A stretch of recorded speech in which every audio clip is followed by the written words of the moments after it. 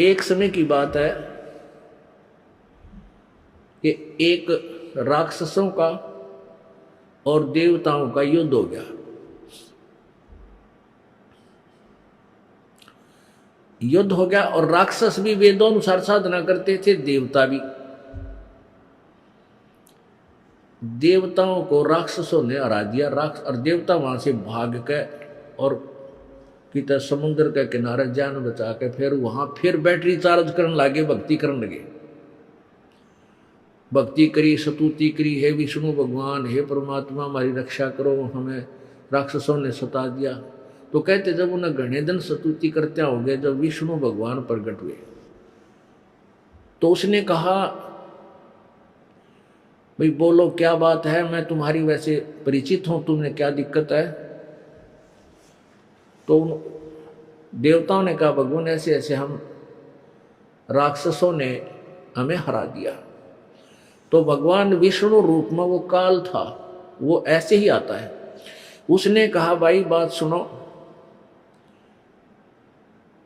कि वो राक्षस भी वेदों अनुसार साधना करते हैं, जंतर मंत्र जो सिद्धि प्राप्त करते हैं वेदों के मंत्रों से ही कर रहे हैं, और तुम भी। लेकिन वो कैसे हारेंगे कि मैं एक अपना दूत भेजूंगा। एक माया मोह नाम का उसने एक व्यक्ति उत्पन्न कर दिया वचन तय, और इसको मैं भेजूंगा राक्षसों के पास। इसको मैंने शब्द शक्ति दे दी और ये उन राक्षसों को उस वेद ज्ञान से हटा देगा।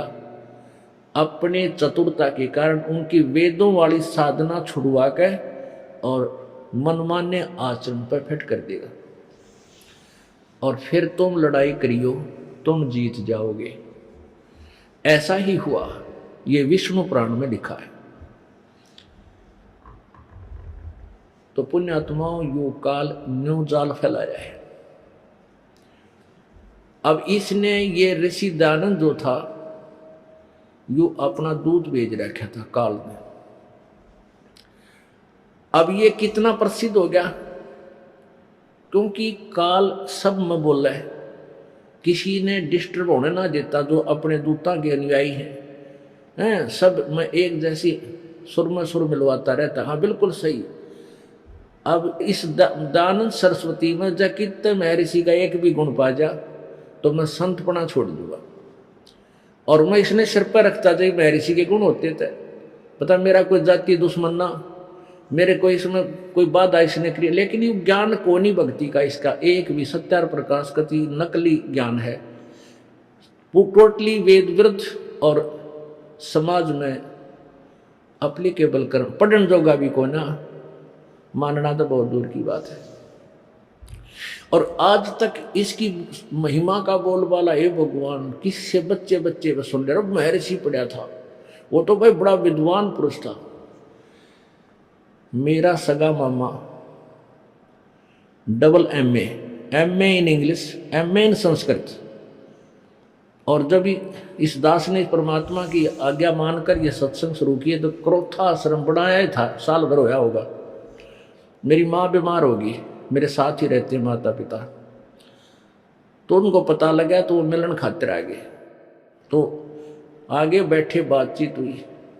मैंने उनसे कहा कि ऐसे ऐसे सत्यार प्रकाश में महर्षि दानंद जी ने बहुत ही गलत ज्ञान पर्चा लिखा हुआ है और ये वेदों के ज्ञाता नहीं थे।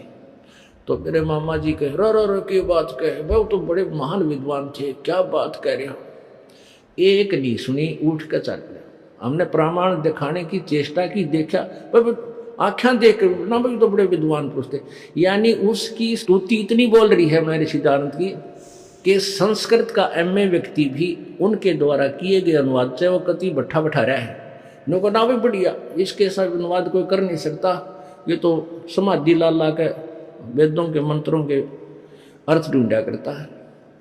तो अपनी विद्वता फेल कर देते हैं उनके अनुवाद का आगे। अब और जनसाधारण की तो मैं कहूँ कि क्यों मानने का जो एक MA संस्कृत का व्यक्ति और उसके गलत अनुवाद को ठीक मान रहा है, क्योंकि उसकी सुनी सुनाई नहीं माता, वो इतना फ्यूज हो गया।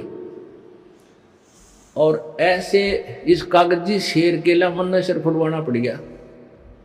इस दास की ड्यूटी लागी परमात्मा ने, अरे युद्ध कति थोथला करके धर दिया। इसकी तो धोती सी धोती दानंद की है, इसका नाम लेने से भी नफरत करा करेंगे लोग, आगे आने वाले स्वयं देख लेना। मेरा उद्देश्य यही है कि जो ये नकली अंडी पाक रहे हैं ना, ऋषि मह ऋषि गुरु, इन सब की पालिश तार दूं ज्ञान से, फिर ये जनता समझ जाएगी ओरिजिनल और डुप्लीकेट को। फिर कौन डुप्लीकेट न चाहोगा, ऐसा बड़ा कोई को नहीं। तो वो समय आ लिया, तकरीबन सबकी पालिश उतर चुकी है, पर देखने वाले जो अभी बोले हैं वो देखना भी नहीं चाहते अपने गुरुजी के बारे में। हमारे गुरुजी के बारे में यू रामपाल कुछ बात कह रहे हैं, निंदा करे वो, तो निंदा।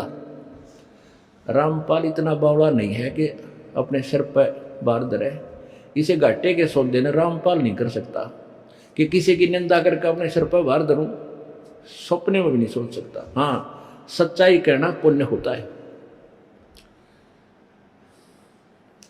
और वो भी परमेश्वर की ओट में बैठकर कही जा सकती है। परमेश्वर की आड़ में बैठकर ये दास सत्य कह रहा है, और इस सत्य का इतना प्रभाव हुआ है कि लाखों की संख्या में पुण्यात्मा इसको स्वीकार कर चुकी है। तो पुण्यात्मा, इस काल ने ऐसे ही जैसे ये श्री शिवदास जी भेज रखे थे, ये काल का दूत था, और इनको कह भी पता नहीं था भक्ति का। पता था इस काल को इतना कि कलयुग में अब ये आ गई थी बिजली पीढ़ी, और इसमें सतलोक की महिमा, अपने निज घर की महिमा का प्रचार होना था। तो उससे पहले काल ने कहा था कि 12 पंथ करूं मैं साजा, नाम तुम्हारा ले करूं आवाजा। 12 पंथ नाम जो ले ही, वो मेरे मुख आन समोही। और अनेक पंथ में चलाऊं, नाम तुम्हारा ले गुण गाऊं। परमात्मा से वार्ता हुई थी काल की, जब जोगजीत रूप में भगवान आए थे। वो अपने परमात्मा को नहीं पहचान सका काल, ब्रह्म उनको अपना बड़ा भाई जोगजीत समझता था। तब जोगजीत ने कहा था कि काल मैं तेरा भांडा फोड़ पर कहूंगा, तूने जो दुनिया को भ्रमित कर रखा है, गलत ज्ञान प्रचार करवा रहा है, तूने परमात्मा का नाम और निशान मिटा दिया परमेश्वर का। तेरी वास्तविकता से मैं जनता को परिचित करवा कहूंगा और कहूंगा यू काल है भाई, इसकी पूजा मत करो, परमात्मा कोई और है। तब काल ने कहा था कि 3 युगों में जीव कम ले जाना, और चौथा युग जब कलयुग आवे, तब तो शरण जीव बहु जावे। ऐसा वचन हर मोय दीजे, तब संसार गवन तुम कीजे।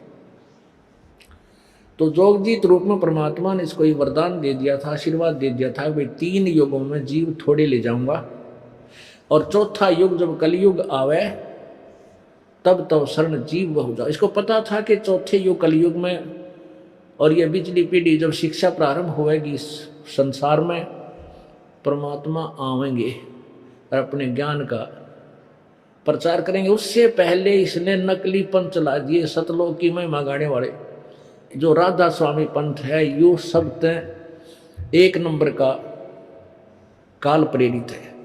और दूसरे नंबर पर ये धन धन सतगुरु, ये भी काल के ही पंथ है। और तीसरा ये निरंकारी पंथ, और चौथा ये अंशादेश वाले। ये सभी ना इनका सिर ज्ञान का, ना किते पैर, और आखिर में भगवान को लास्ट में कहते हो निराकार है, प्रकाश ही प्रकाश दिखता है उसका। तो ये काल ने पहले इतना जबरदस्त जो है ना प्रचार करवा दिया, उस नकली दूत भेज गए। अब परमात्मा ने कहा था ठीक है कोई बात नहीं, तू अपनी करना, मैं अपनी करूंगा। काल ने कहा था कि कुछ तो ऐसे अलग से पंथ बना दूंगा, और कुछ देवी देव और ये मूर्ति पुजारी, कुछ देवी देवता बना दूंगा, कुछ मूर्ति पुजारी बना दूंगा, यानी कत्ती भट्ठा बैठा दूंगा इस भक्ति का। अलग से कोई ज्ञान देगा उन साधनाओं से, कोई सुनेगा नहीं, बल्कि सिर फोड़ देंगे। तो परमात्मा को ये पता था कि जब मैं आऊंगा या अपना कोई दास भेजूंगा बिचली पीढ़ी में, उस समय क्या होगा कि सभी पंथ अपने अपने ज्ञान का प्रचार ढोल के डंके पर कर चुके होंगे और उनकी द्वारा अनुभव की पुस्तकें पूरे समाज में उनके अनुयायियों में फैल चुकी होगी। तब परमात्मा ने कहा था उस समय मैं अपना दूत भेजूंगा, संदेशवाहक, और वो फिर सदग्रंथों के आधार से उन नकली पंथों के अनुभव की पुस्तकों को और उस ओरिजिनल नोट से तुलनात्मक तरीके से तोल कर दिखा देगा कि ये डुप्लीकेट, इनका अनुभव गलत है, हमारे सदग्रंथ ये बताते हैं।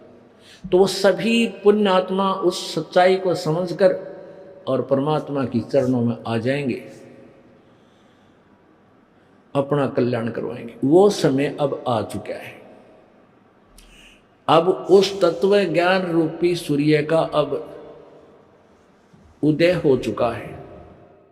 जब सूर्य उदय होता है प्रकाश थोड़ा सा कम होता है, धुंधला होता है, और जब ये शिखर में आएगा फिर सब अंधेरा मिट जाएगा। अंदर कमरा में भी रोशनी बन जाती है, जहाँ अंधेरा वैसे होता है, कक्षों में भी चांदना बन जाता है। तो पुण्यात्माओं, अब ये तत्व ज्ञान रूपी सूर्य पूरे विश्व को रोशनी देगा और पूरा विश्व में भाईचारा, प्रेम, भगवान से डर, ये हाहाकार जो माया की दौड़ जिसे अंधा होकर इंसान कुछ भी आगे पीछा नहीं देखता, कोई किसी की आत्मा दुखाते हुए भी नहीं डरता, मांस खाते हैं, बुरा हाल हो रहा है, ये सब समाप्त होगा। आप ये वीडियो YouTube पर देख रहे हैं तो हमारे चैनल को सब्सक्राइब करें और बेल आइकन को दबाना ना भूलें।